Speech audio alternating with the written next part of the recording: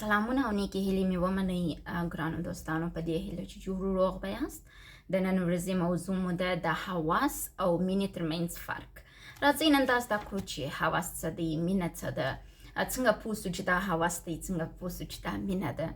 نو د دې دپاره چې د حواس او د مینې فرق ووایو یا د دوی تعریفونه ووایو، راځو اول پر بعضې موضوعاتو بحث کوو. د انسان اړوند د جنسي غوښتنو، تحریکونو، رفع کولو، د نړۍ تاریخ او همچنان د اوسني عالمانو تجربې یا زما تجربې هم، او تاسو ته به یو لنډ معلومات درکړم. وروسته به د حواس او د مینې په تعریف باندې خبرې وکړو او دا به ووایو چې څنګه د معلومولی سو چې یو دا نفر زما سره د حواس په خاطر رابطه ساتي او که مینه را سره لري.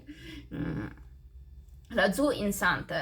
که انسان ته وګورو، انسان مسلمانان په دې باور یو چې انسان الله جل جلاله پیدا کړی دی او انسان د قرآن شریف د نگاه څخه په دوه رقمه پیدا سوی دی. یو فیزیکي پیدایښت دی چې الله جل جلاله موږ ته په قرآن کې ویلي دي چې ما د خاورې څخه خاوره مې د یو وینې د قطرې په رقم کړله، هغه مې په یو نطفه بدله کړل، داسې مې کړل، داسې مې کړل، انسان مې ځینې جوړ کړ.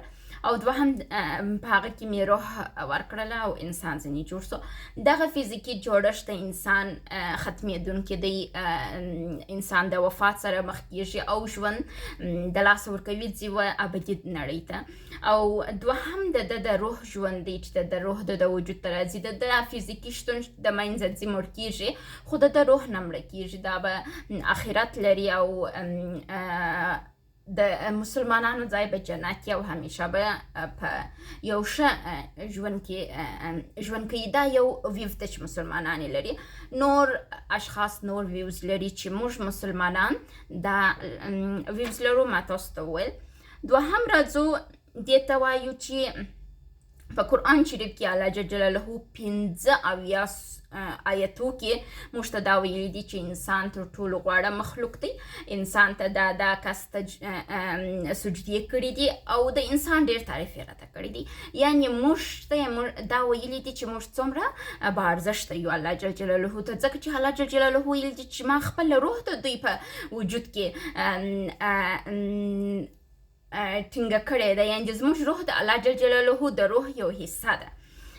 نو دا چې د قرآن شریف ویو سو، د قرآن شریف د نگاه سره د انسان د بیرته تګ، د انسان د راتګ اړوند موږ خبرې وکړلې او د انسان سره مو انفارمیشن اوسو چې انسان سره کم یو څه ده. اوس راځو دا انسان چې ده که خپل خدای مني، که خپل دین مني، خپل پر دین ځي، داسې یو معنا لري لکه انسان چې ده. خو که یو انسان خپل علم، خپل هر څه په یو بېهوده څه باندې مصرفوي وي، هغه داسې لکه یو چارپایه حیوان، د چارپایه حیوان څخه د څه تمه لري. یو څوک چې خپل هغه چوکاټ نه لري، ځان ته بارډرز نه لري، باونډریز یعنې سرحدونه نه لري، هغه څوک چې خپل تګلاړی نه وي معلوم، منطق یې نه وي معلوم. منطق یعنې د حروفو خبرې کول. ستا خبرې د کم منطقه کېږي. بعضې انسانانو منطق د هغوی دیني، د بعضو انسانانو منطق د هغوی مثلا عصري علومي، د بعضو انسانانو منطق د هغوی کوم بل څه وي. نو دلته دا موږ وایو هغه انسان چې ځان د چارچوب نه لري، هغه داسې لکه یو چارپایه حیوان. چارپایه حیوان پر څلورو ځي، د هر چا سره بعضې رابطه نیسي، بعضې سره کم دي. که موږ ووایو یو په حیوانات چې دي ډېر خپل همجنسه ته وفاداره نه پاتې کېږي. یو پرندګان چې دي هغه ډېر باوفا پاتې کېږي خپل د ژوند ملګري ته. نو د چارپایه حیوان او د انسان فرق په دې کې سو چې چارچوب ولري او خپل روابطو ته ژمن واوسېږي. اوس مثلا موږ وایو زه مسلمان یم، تا د مسلمانۍ دپاره څه شي کړي دي؟ حجاب دې مراعت کړی دی، تا لمونځ کړی دی، تا روژه نیولې ده، تا د خدای په لار کې یو کار کړی دی که نه؟ بله دغسې وایه چې زه مسلمان یم. راځو رابطو ته، د رابطو اړوند خبرې کوو. کله چې موږ حواس او د مینې ټاپک ته راځو، دلته روابط راځي. نه دا انسانان چې پیدا سي روابط لري. زه مور پیدا کړم، پلار و، کورنۍ وه، داسې وه، هسې وه، داسې غټ سول، هسې وسول، دا ټول یو کیسه لرو. روابط راځو کله چې موږ دنیا ته راځو کوچنیان یو، کله چې غټ سو موږ په وجود کې تغیرات راځي، موږ بالغ کیږو، کله چې بالغ سو نو بیا موږ جسمانی ضرورتونه لرو، عاطفي لرو، رواني لرو، چې دا ضرورتونه باید رفع سي. که رفع نسي زموږ صحت خرابیږي، موږ داسې جوړ یو چې اشرف المخلوق یو، یعنې ډېر حساس والی لرو. دغه زموږ جسمانی، عاطفي او هغه رواني ضرورتونه باید رفع سي.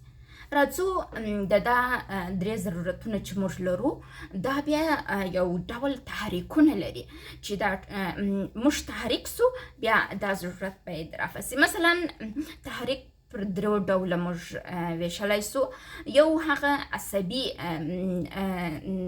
تحریک دی چې مثلا زموږ د غذا په خوړلو پرې هم اړه لري چې موږ سره کم غذا خورو، یا زموږ اعصاب سره کم دي، موږ سره کم لوی سوي یو، سره کم تربیه راکول سوې ده، سره کم مثلا هغه کسان چې په ډېر مذهبي کورنیو کې لوی سوي هغه ډېر ژر نه تحریک کېږي، نه د مقابل جنس په مقابل کې.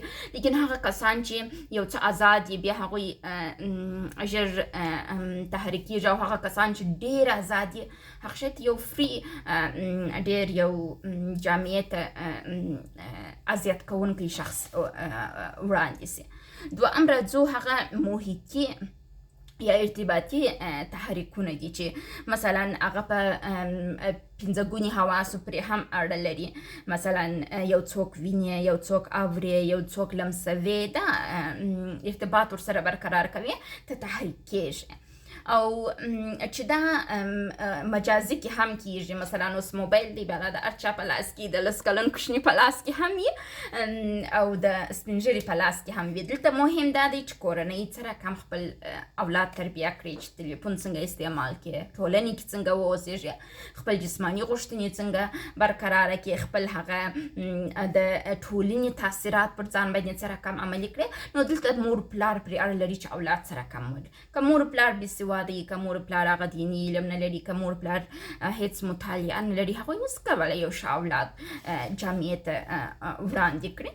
نو بیا ښه دا دی چې دوی استاد ورته ونیسي. دا هغه څه دي چې د تحریکونو دوهم ډول و. او درېیم تحریک چې دی ذهني تحریک دی. بعض وخت زموږ ذهن موږ خپله تحریک کوي، یو څوک مو په فکر کې راځي، یو څوک مو په خیال کې. دا هغه درې عمومي تحریکونه دي چې په نورمال ژوند کې موږ لرو. اوس راځو دا ته چې د دنیا بیا راولاړه سوې ده، د دنیا خلک، د دنیا وګړي، هغه کسانو چې واک درلوده یا جلا جلا څه ورته ویلی سو ارګانونه وه، دوی راولاړ سول، بعضې پریکړې یې وکړلې، بعضې کارونه یې وکړله تر څو دا جنسي اړیکې، تر څو دا تماسونه، تر څو دغه درې تحریک امیزه چې ما تاسو ته تشریح کړل په دای کې تغیرات راولي. قرار نو دوی د لیبرالیزم موږ په منظم ورته ویلی سو، دوی راولاړ سوله. دا هغه کسان وه چې په قرن شل کې یا په شلم قرن کې لیبرالیزم کسان راولاړ سوله. دوی داسې یو مفکوره درلودله چې باید دا د انسان جسم چې دی دا جنسي اړیکو ته ضرورت لري، او دا جنسي اړیکې باید آزاد وي چې څوک یې د هر چا سره برقرار کولی سي. دا دوی په قرن شل کې دا نظریه درلودل. خو د دا نظریه سره یو شخص راولاړ سو، یو نوم یې و د زیګموند فروید په نامه، چې اوس ډېر مشهوره دی، حتی د روانشناسۍ پلار ورته وایي. ده وویله چې د جنسي مایل د انسان په رفتار پرې اړه لري. لکه څرنګه چې در مخه ما تاسو ته درې ډوله تحریک تشریح کړي چې یو تحریک عصبي تحریک دی، غذایي تحریک ورسره مربوط دی، یو محیطي تحریک دی، او یو راځو ذهني تحریک دی. د دې څخه اخوا یعنې د زیګموند فروید کله چې دوی په شلم پیړۍ کې لیبرالیزم راوسته چې انسان هر رقم کولی سي خپل جنسي غریزه پوره کړي، لیکن دغه زیګموند فروید چې و دی راولاړ سو، ده وویله چې ولا دا جنسي میل چې دی دا د انسان په رفتار پورې اړه لري. نو ده ډېر تحقیق وکړل، ډېرو خلکو خوښ کړ، اوس نو دا زیګموند فروید څوک و، د څنګه د دا اړوند خبرې وکړلې. دا زیګموند فروید چې و په 1856 میلادي کال کې دی د فریبک شهر کې د جمهوریت چک چې ده دی ودې نړۍ ته راغلی و. دی چې و د مور د پلار درېیمه مېرمن وه او دی پلار یې ډېر یو سخت طبیعته سړی و. دی په داسې یو کورنۍ کې لوی سوی و. د چې واده کړی و د خپل د مېرمنې سره جنسي مشکلات درلودله، سم لکه زه ما هم د مېړه سره جنسي مشکلات درلودله، بیا ډاکټره راسه جوړه سوه. نو فروید چې و دی د 40 کالو و چې په رواني تکلیف اخته سو. د خپل اختلالات اړوند چې په فکر کوي نو دی په دا باور سو چې دا جنسي مشکلات و او دا چې د غلط توګه براورده کول او د به ډېر عمر پر ځان فشار راوسته. ځینې داسې مسایل و چې د حالت یې ډېر ورخراباوه، خو د بعضې نظریې درلودلې. دی ډېر مشهوره سو، په نړیواله سطحه ومنل سو او داسې یو شخص سو چې ټولو به د نظریه اخیستل چې فروید داسې وایي. تر اوسه پورې خلک وایي فروید داسې وویل، فروید داسې وویل. په دې هیله چې یوه ورځ زموږ په هېواد کې همداسې یو ورځ راسي یو څوک وایي چې پروانې وویل چې مشترک ژوند داسې وکړي چې زما خبره یو څوک ومني.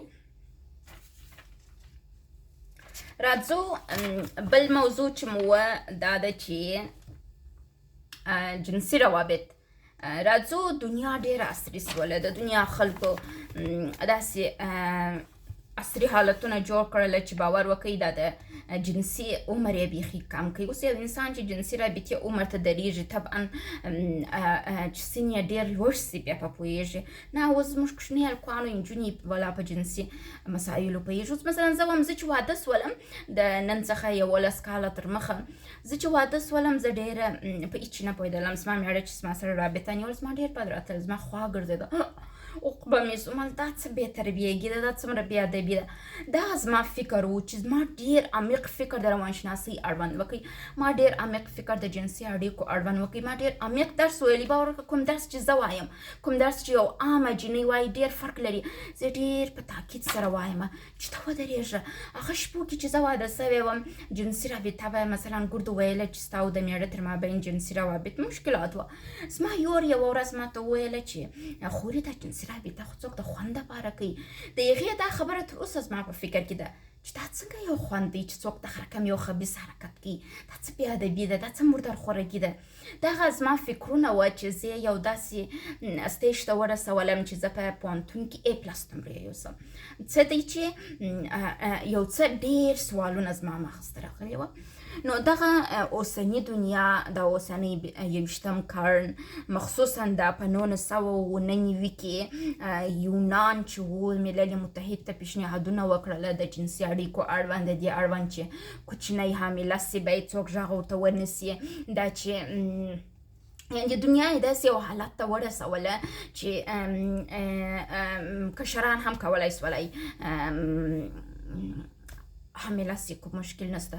تر 18 کالو کښته واده باید منع سي. ډېر داسې مسایل وسولې چې دوی قانوني کړل. حتی په افغانستان کې په 2014 کې دا قانون رالی چې باید دوی دغه وکړي، دا کوچنۍ صدقه کوي، د کشر نجلۍ چې حامله یې کولی سي کوچنۍ صدقه کولی سي چې یعنې هغه شیان چې په اسلام کې ډېر ناروا دي دوی وویل چې نه و. دا سرچینه یې د یونان څخه شروع سول. د یونان خلکو په 1999 کې دغه علامې شروع کړلې. نو موږ راځو د دنیاوال چې اوس عصري سوي دي، جنسیت عصري سوی دی، جنسي رابطه عصري سوې ده، یا د هغه 19م قرن څخه یا د 20 قرن د اوایلو څخه دنیا تغییر کړی دی. جنسي روابط ډېر عصري سوي دي. هغه داسې سوي دي چې دوی وایي چې جنسي روابط مثلا زه هلک یم ته نجلۍ یې، موږ واده سره کوو جنسي رابطه نیولی سو هېڅ مشکل نه لري. بل دوی وایي زه هلک یم ته نجلۍ یې، موږ واده نه دی کړی، موږ جنسي رابطه نیولی سو هېڅ مشکل نه لري. بل دوی وایي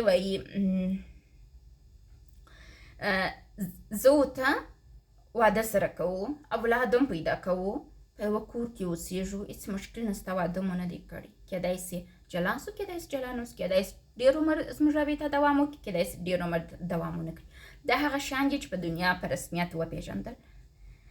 بل همجنس بازي، ته نجلۍ یې، زه د نجلۍ سره واده کوم، ته هلک یې، د هلک سره واده کوم، دا یې رسمي کړله.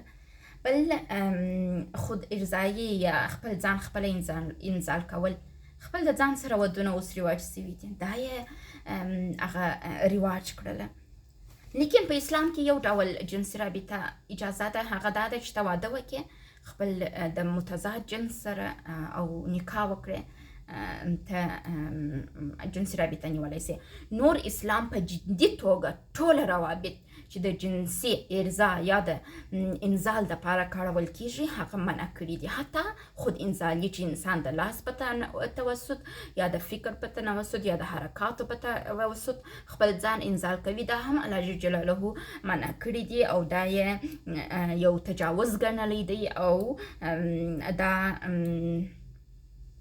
حرام دی، باید ویې نه کړي. نو دا هغه داستان و چې د جنسي رابطې مې درته شروع کړئ، تر پایه مې راوستی. اوس راځو هوس او مینې ته. هوس داسې یو شی ده چې موږ ډېر ژر نسو تشخیص کولی، ډېر سخت دی د هوس تشخیص کول. که تاسو یو رابطې ته داخل کیږئ، دا په یاد ولرئ چې مثلا یو هلک رالی، ته نجلۍ تا ته وایي زه مینه لرم، چې ورته وایي سمه ده، ته زما سره مینه لرې، زه چې مینې ته احترام لرم. مثلا چټ مو وکړئ په موبایل کې یا مخامخ، خیر ته هغه ته ووایه زه غواړم ستا سره مثلا ډایرکټ مور ته وایي زه غواړم ستا ماینه سم، چې هغه وبېره یې ورک سي. ته ورته ویلی سي چې زه داسې پلان لرم چې مثلا تا وپېژنم تر څو واده وکړو. آیا ته د واده کولو دپاره کوم پلان لرې زما سره؟ که هغه وویل چې نه زه واده نه کوم، غواړم دوست واوسېږو، ته چې ورته وایې چې والا زه د اهل د دوستۍ نه یم، زه دوستي نه کوم، دا رابطه چې همدلته پاتې ولا د خدای په امان، دا زما د وسه کار نه دی. یو هوسبازي دا ده چې ته پلان د واده نه لرې، ته پلان د ساتلو نه لرې، ته پلان د پاللو نه لرې، ته د خپل دغه رابطې ته یو څه د لاسه نه ورکوې، رابطې ته اته نور څه غواړې. مثلا یو کس تا سره د هوس دپاره رابطې ته داخلیږي، ډېر ژر جنسي رابطې غوښتنه درڅه کوي، ډېر ژر جنسي رابطې ته داخلیږي، ډېر ژر ستا څخه ډېر خواهشات لري. مثلا که ته ورته وایې د جنسي رابطې په جریان کې چې والله زما حالت خراب شو، زه نه غواړم جنسي رابطه ونیسم، هغه وایي نه ته به یې نیسي او هغه تا ته هغه ارزښت نه درکوي کوم چې یو مین درکوي. مین ستا دپاره تر جنسي رابطې تېرېږي، مین ستا دپاره تر ډېرو خبرو تېرېږي، مین ستا دپاره خاموشي اختیاروي، مین ستا غصه کله تحمل کوي، یعنې ډېر څه مین ستا دپاره تحمل کولی سي. یو مین هیڅ وخت تا ته نه وایي چې ځه په مخه دې سه، لیکن یو هوس باسه کس کله چې ستا سره د هوس په خاطر در سره یي، مثلا ته ورته وایې تاسو ښه اپشن د نجونو دپاره دا دی چې که د هلکانو دپاره یي دا چې په دې پوه سئ چې دا نجلۍ هوس باسه ده او که یا دا هلک هوس بازه دی، د دوی څخه خوابدی سئ.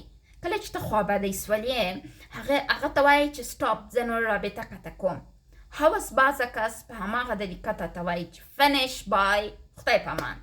او که کس مین و هغه ستا شان نیسي، هغه تا ته زارۍ کوي، هغه تا ته وایي چې نه ته ماته رولز تېر شوی ده او داسې دی، هغه ستا د رابطې څخه نه وځي. خو که هغه کس هوس بازه و هغه ډېر ژر د رابطې څخه وځي او دا هم درته وایي وایي زه ستا ډېر احترام لرم، زه ستا سره ډېره مینه لرم، زه ستا احترام کوم، دا دی زه د رابطې څخه ووتلم په مخه دې ښه خدای. نو مینه خو دا نه سوله. مینه حتی کله چې یو شخص مین یي بعضې وخت داسې پېښېږي چې د ژوند تر پایه پرې هغه نفر په یاد یي، د هغه نفر سره مینه لري، د هغه نفر سره فداکاري کولی سي. لیکن یو هوس بازه یې نسي کولی. هوس بازه هغه څوک دی چې لکه تږی چې یو څوک، زه اوس فلحال تږی سولم، خبرې مې ډېرې وکړلې، زه ناجوړه یم، اوبه غواړم، نو زه غواړم عجله لرم چې اوبه واخلم. دا اوبه کېدای شي زه په ډېر مهارت لاسته راوړم، 6 میاشتې ښه انسان واوسېږم، 6 میاشتې ښه دوکې درکړم، وروسته د 6 میاشتې خپل کار وکړم، ښه چې مې رابطه سړه سوه، تاپس پرېږده میلاد یې کړم، ما خپل اوبه وڅښلې، زه تږې وم. نو دا هغه څه دي چې باید موږ د انسانانو شناخت ولرو د دې لپاره چې د انسانانو شناخت ښه ولري، انسانان وپېژنئ او انسانان چې چا ښه پېژندلي چې هغه د هغو خالق دی الله جل جلاله وپېژنئ.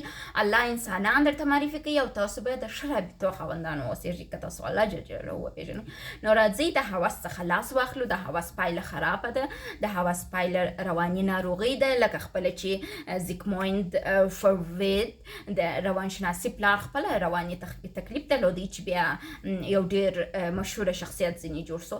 نو راځئ د خپل مشکلاتو څخه ځانونه خلاص کړو، هوس پرېږدو، هوس باس ته اجازه ورنکړو چې موږ د هغه د بازي سامان واوسېږو. راځئ مینه وکړو او مینې ته ژمن پاتې سو. مینه ډېر یو ښکلی نوم ده او مینې ته ژمن پاتې کېدونکي انسانان زما دوستان دي. نو پر خدای مو سپارم، د خدای په امان. بس ما ته دعا وکړئ چې زه جوړه یم، زه خو بیا ناجوړه یم، ویډیوګانې هم نسم ډکولی چې زه تاسو ته منظمې ویډیوګانې جوړې کړم، پر وخت یې جوړې کړم. ما د جمعې ورځ ټاکلې وه د دې دپاره چې ویډیو جوړه کړم، اپلوډ یې کړم، خو بیا داسې وسو چې زما د پوهنتون د قسمو کار ډېر سخت و د شنبې په ورځ. نو په دې خاطر ما د یکشنبې وه ماښام ته دا ویډیو راوستله. نو د دې وروسته به د یکشنبې په ماښام اوږده ویډیو او نورې ورځې به زه شورټس درته اپلوډوم، ځکه چې شورټس تاسو ژر اورئ او خوښېږي مو. نو نور د خدای په امان ښه وخت تر بلې یکشنبې پورې.